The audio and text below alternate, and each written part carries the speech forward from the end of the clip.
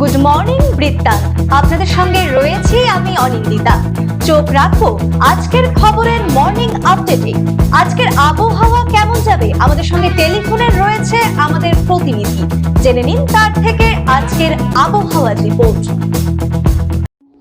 দেখো, উত্তরবঙ্গ কৃষি বিশ্ববিদ্যালয়ের আবহাওয়া দপ্তর যে বার্তা দিয়েছে তাতে কিন্তু আজ উত্তরবঙ্গের সর্বত্র আকাশ মূলত মেঘলা থাকবে, তবে আংশিকভাবে মেঘলা থাকার সম্ভাবনাও রয়েছে বেশ কয়েকটি জায়গায়।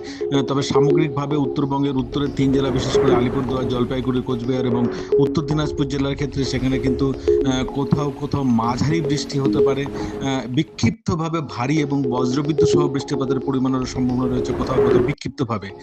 পাশাপাশি মাঝিহানের আবহাওয়া দপ্তর থেকে বলা হয়েছে যে দক্ষিণ দিনাজপুর এবং মালদা জেলার ক্ষেত্রে আজ কিন্তু সর্বোচ্চ তাপমাত্রা 32 এবং সর্বনিম্ন তাপমাত্রার ক্ষেত্রে 26 ডিগ্রি সেন্টিগ্রেডের মতো থাকতে পারে।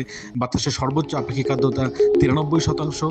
আকাশ মূলত মেঘলা থাকবে এবং দু একটি জায়গায় কিন্তু মাঝারি বৃষ্টি হতে পারে, এমনটাই পূর্বাভাস রয়েছে আবহাওয়া দপ্তরের। দেখে নিন গত 24 ঘন্টার খবরের দুরন্ত আপডেট। হেমতাবাদ থানার আইসিকে সংবর্ধনা দেওয়ার পাশাপাশি এলাকার বাসিন্দাদের বিভিন্ন দাবি দাওয়া নিয়ে সরব হলেন স্থানীয় ব্যবসায়ীরা। মঙ্গলবার রাতে হেমতাবাদ ব্যবসায়ী কল্যাণ সমিতির সভাপতি অজিত কুমার রায় ও সম্পাদক গোবিন্দ দাসের উপস্থিতিতে প্রতিনিধিমূলক ডেপুটেশন দেওয়া হয়, যেখানে হেমতাবাদের নিরাপত্তা, ব্যবসায়ীদের নিরাপত্তা, যানবাহন চলাচল নিয়ন্ত্রণ, মাদক ও জাল লটারির কারবারি বন্ধ করা সহ বিভিন্ন দাবি জানান উপস্থিত ব্যবসায়ীরা। শিলিগুড়ির সংলগ্ন দুধিয়ার বালাসন নদীর চরে গাড়ি নিয়ে প্রবেশ করে বিপাকে পড়েন কয়েকজন যুবক যুবতী।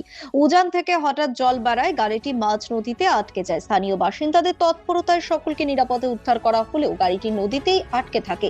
বর্ষাকালে নদীতে না নামার আবেদন জানিয়েছেন স্থানীয়রা। হেমতাবাদে প্রস্তাবিত দমকল কেন্দ্র নির্মাণের লক্ষ্যে বুধবার শালবাগানে জমি পরিদর্শন করলেন বিধায়ক হরিপদ বর্মন ও প্রশাসনিক আধিকারিকরা। ব্লক সদর এলাকার প্রায় 2 বিঘা 10 শতক জমিতে গড়ে উঠবে এই দমকল কেন্দ্র। 8 মাসের মধ্যে নির্মাণ কাজ শেষ হবে বলে আশাবাদী বিধায়ক। সরকারি জমিতে থাকা দোকানদারদের পুনর্বাসনের আশ্বাসও দেন তিনি। স্মার্ট মিটার চালু, বিদ্যুৎ সংশোধনী বিল 2025 প্রত্যাহার এবং বিদ্যুৎ দফতরের সিকিউরিটি কর্মীদের নিরাপত্তার দাবিতে বুধবার রায়গঞ্জে বিক্ষোভ ও ডেপুটেশন কর্মসূচি পালন করল সিপিআইএম। পরে পশ্চিমবঙ্গ রাজ্য বিদ্যুৎ বন্টন সংস্থার সুপারিনটেন্ডেন্ট ইঞ্জিনিয়ারের কাছে স্মারকলিপি জমা দেওয়া হয়। দাবি না মানলে বৃহত্তর আন্দোলনের হুঁশিয়ারি দেয় দল।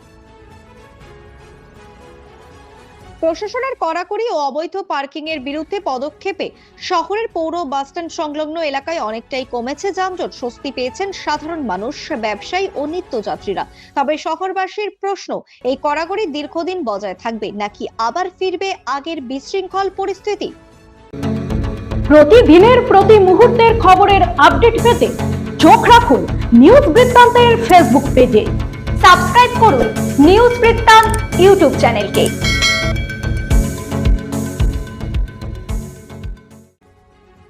অরণ্য সপ্তাহ উপলক্ষে উত্তর দিনাজপুরের বন দপ্তর ও জেলা প্রশাসনের উদ্যোগে উদ্বোধন হলো সচেতনতামূলক অরণ্য রথ।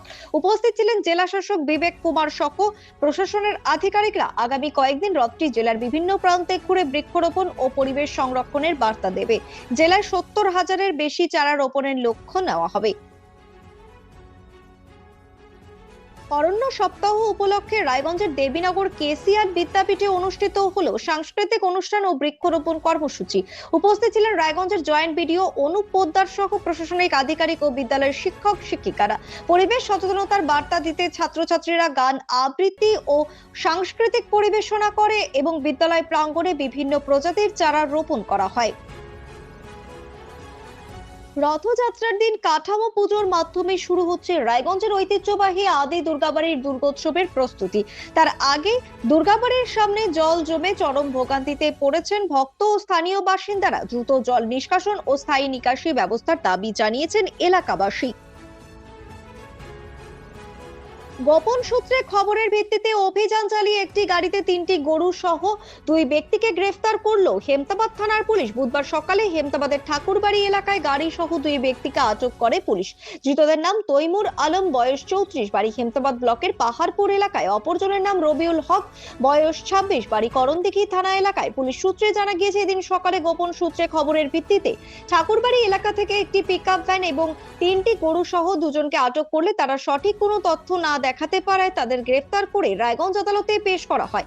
পাশাপাশি এই অভিযান লাগাতার চলবে বলে জানান হেমতাবাদ থানার আইসি সমর রায়।